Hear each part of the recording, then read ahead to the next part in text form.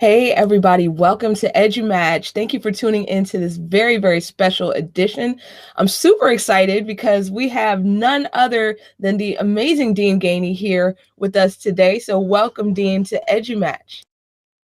Thank you, Sarah. Oh, thank you. Thank you for being here. So I got to tell y'all about Dean. Um, Another reason why I'm super excited is that Dean is the first author releasing a solo project through EduMatch. So his book, The Why in You, is going to drop on Monday, April 2nd. So that is, yes, in less than 7 days. I believe the countdown is 5 days. So, woo, oh my goodness, super excited, just ready to rock with this. So let me tell y'all a little bit about Dean. If you've been active in EduMatch, then no doubt you've already come across him. He is definitely an EduMatch fixture. He's very active in our community. But for those of you who don't know Dean or want to know a little bit more about him, then here's a little from his bio. He's an educator and lifelong learner from Orlando, Florida, with a Bachelor of Science in Elementary Education and a Master's of Education in Instructional Technology. He's currently a doctoral student. Currently, with 11 years of teaching experience, Dean functions in various capacities in the education world to include English language arts teacher, technology teacher, and gifted teacher. Also, he is the leader and facilitator of 2 extracurricular clubs at his current work location, Odyssey of the Mind and Battle of the Books. So Dean is very passionate about lots of things, including climb, which we will talk about a little bit. And he wrote extensively about in his book. Also celebrating diversity, building community, project-based and problem-based learning, as well as a student-driven classroom. As an educator, Dean feels it is his niche to build bridges and fill gaps, not to mention give meaning to learning experiences and use all of his skills and talents as a means to motivate students to be more. As a veteran of the United States Air Force, a singer and songwriter, actor and author collectively, Dean incorporates various techniques in the classroom to make it inviting for students. I'm all about that, bringing in your passions and using them with your students. So Dean is going to publish and release his first solo book entitled The Why in You on Monday, which combines anecdotes, experiences, and realizations of an individual's value, diversity, and authenticity with philosophical undertones and embracing the journey of the why in you. He recently collaborated in the EduSnap 2016 Best Practices in Education publication, released in December 2016. He's also a contributing author for the EduSnap 2017 edition, as it's a collection of educators in the trenches, writing about topics of great interest to them as practitioners. Possessing a genuine love for writing and sharing, he continues to write via his educator blog, which we're going to give you the address to a little later, and will continue to write collaboratively as well as pursuing personal writing projects in the near future. So his one word that encapsulates his day-to-day role and function in the classroom is impact. What a bio there, Dean. That is just awesome. So tell us a little bit about who or what inspired you to go into education.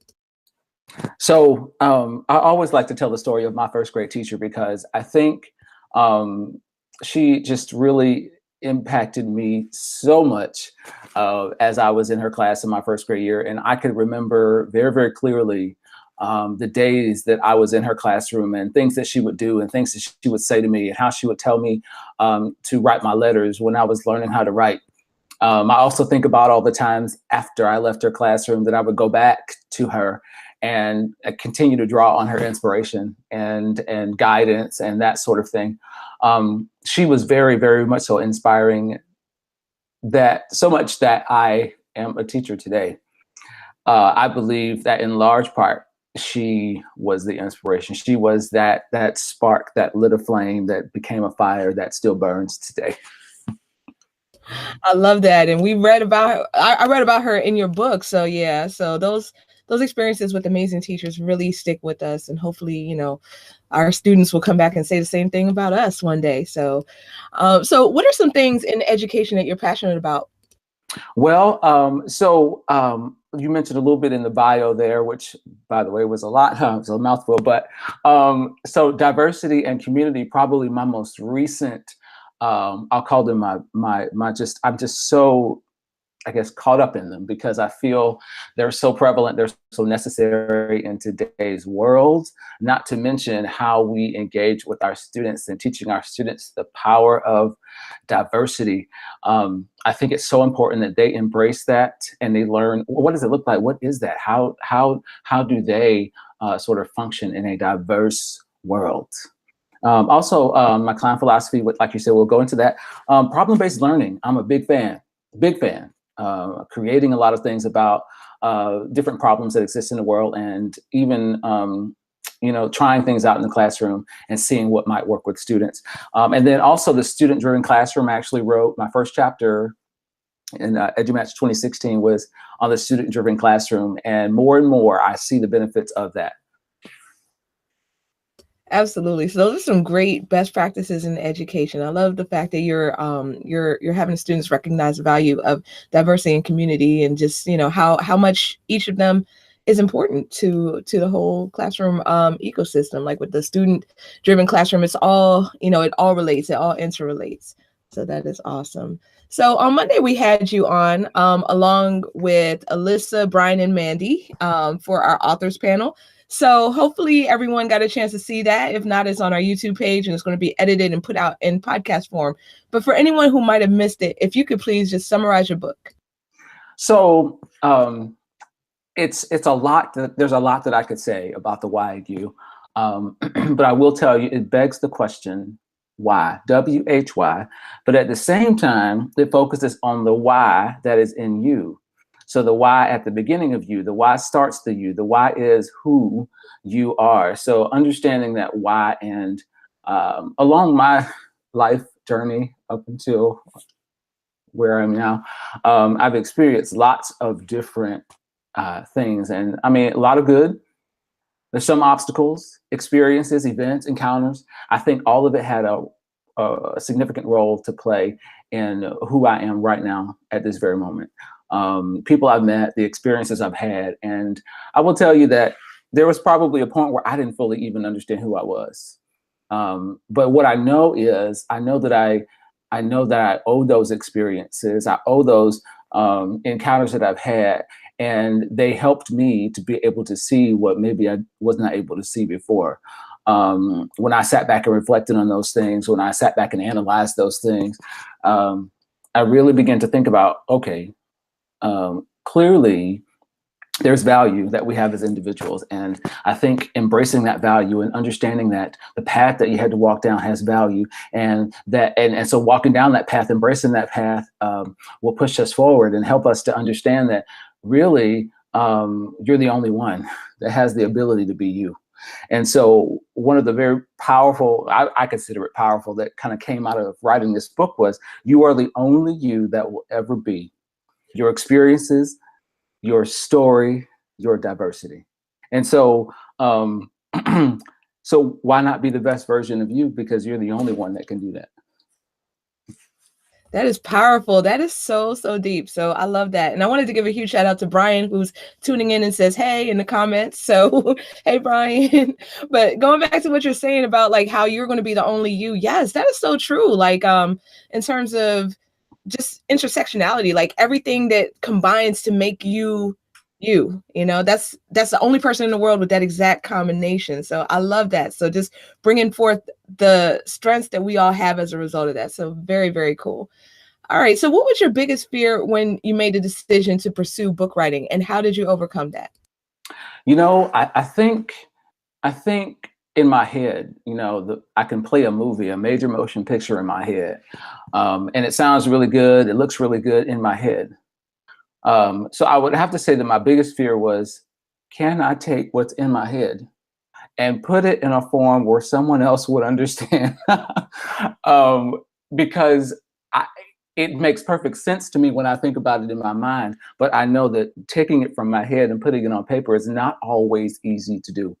And so it's painting that picture with words and making it so that somebody else could read it and pull out things that you intended, and maybe even things that you didn't intend, but with the purpose of impact. Absolutely. I love that. Like just making what's in your mind like a reality. So absolutely. And somebody else can pull out the impact and the meaning from that. Wonderful. Okay. So with your book, then for me, when I read it, then I was just like, oh, this is cool. I want to read it again. So a lot of times we read books that are relevant to us at different points in our career. So how will your book speak to various readers in different stages? Well, I think the book itself is encapsulating a journey that obviously is still continuing. But so the book starts out with the idea of nobody knows my name, and maybe I don't fully even know my name. But then it takes you through stages, if you will, as you move or progress throughout the book, and so you end up at a place where you're identifying the why. So it's sort of taking you from the beginning of a place to maybe a climactic point where you are starting to realize how everything that you've experienced has worked together to create or to make that very valuable, diverse, important you that you are. And so lots of stories in there. And I think that because it happens like that, you could easily refer back to this book time and time again as you yourself walk through stages in your life and calling to reflection, even like things you'll think about based on reading this book. So I'm just excited about the potential that it will have on someone's ability to think through and maybe even end up in a better place as a result of it.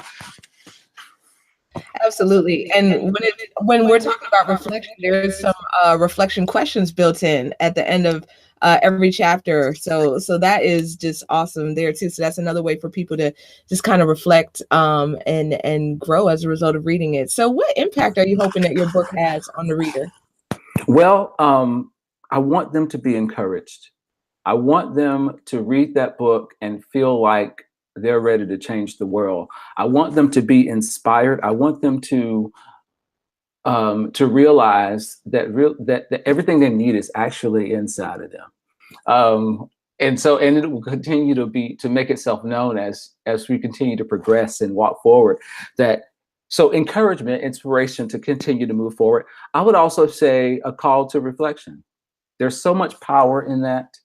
I can't even tell you how many times where I might have been down about something in my teaching career or whatever, and I will think back to some story that I remember or something that happened to me in the past, and it's as if someone or that story poured lighter fluid on my flames, and so that flame becomes vivid and bright yet again. So reflection is so important because it helps us, it reminds us that we have to keep going. Also, I hope that you'll revisit the book. Like I said, with it being written in stages like that, it's definitely something I encourage you to go back to and pull from it, draw from it, almost like a well of water.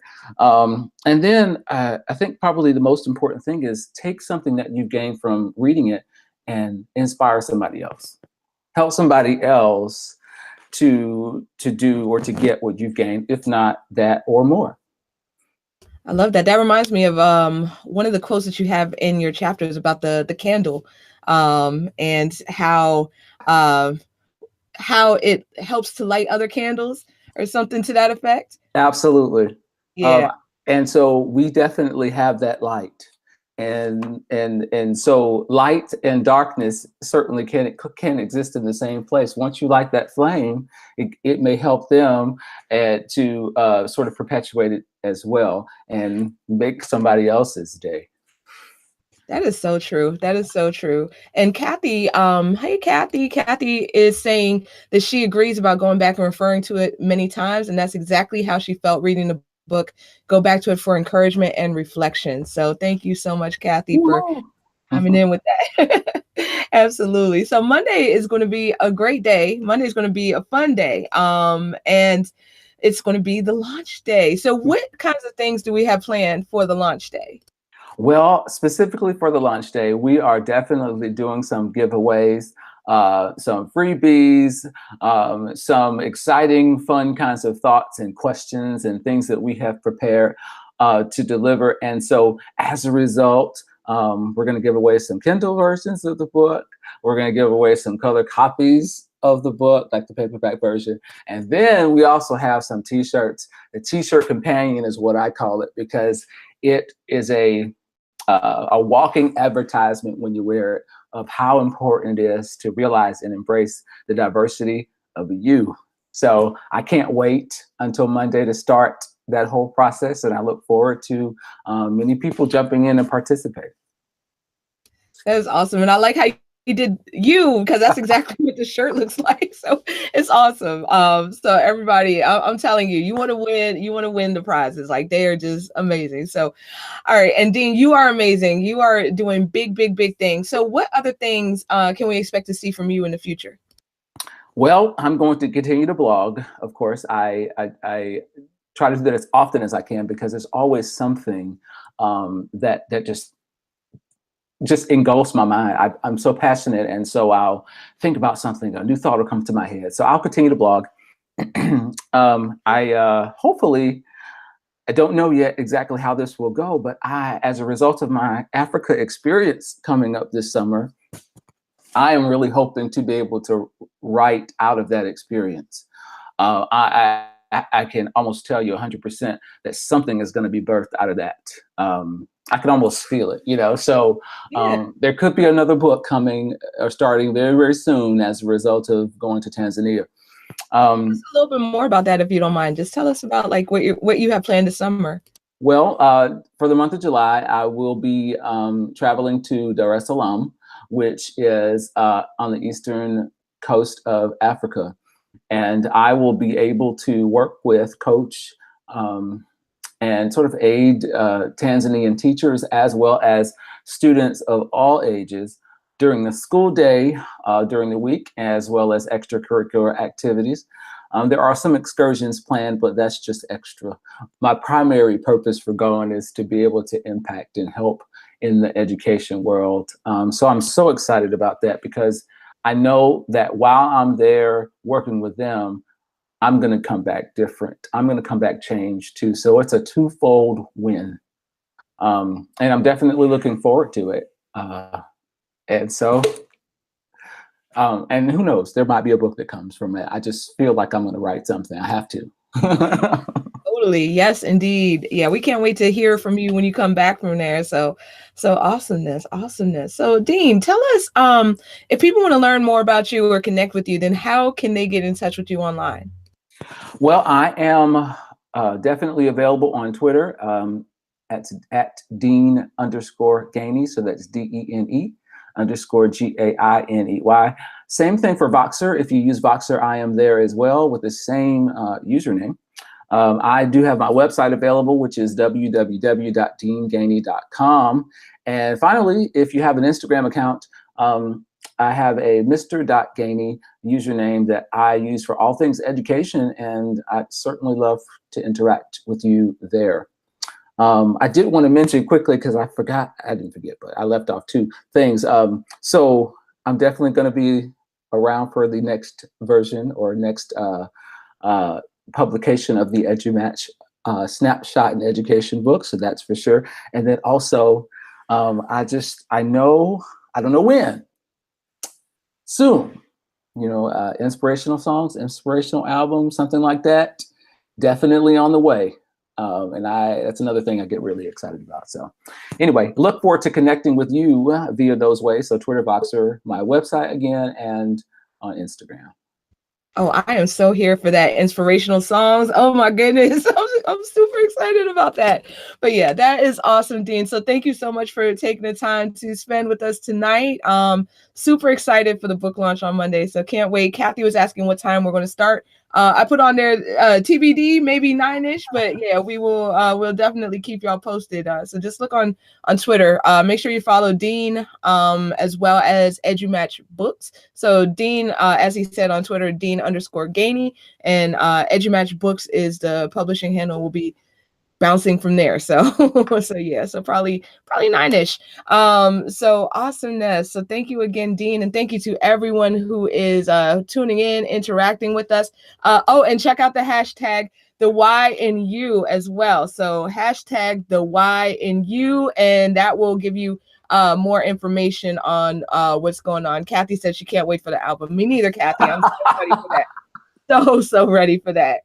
So everybody, thank you again. And tune in for our next episode. We're having a special episode featuring Jennifer Gonzalez, aka Cult of Pedagogy, Friday at 3 p.m. Eastern time. So I know that we've been chatting a lot about her most recent post on her blog about freaking packets. So love that. So can't wait to chat with her about that, as well as other things, blogging, podcasting, all that good stuff. So thank you so much, everybody, for tuning in, and have a wonderful rest of your evening. Bye, y'all.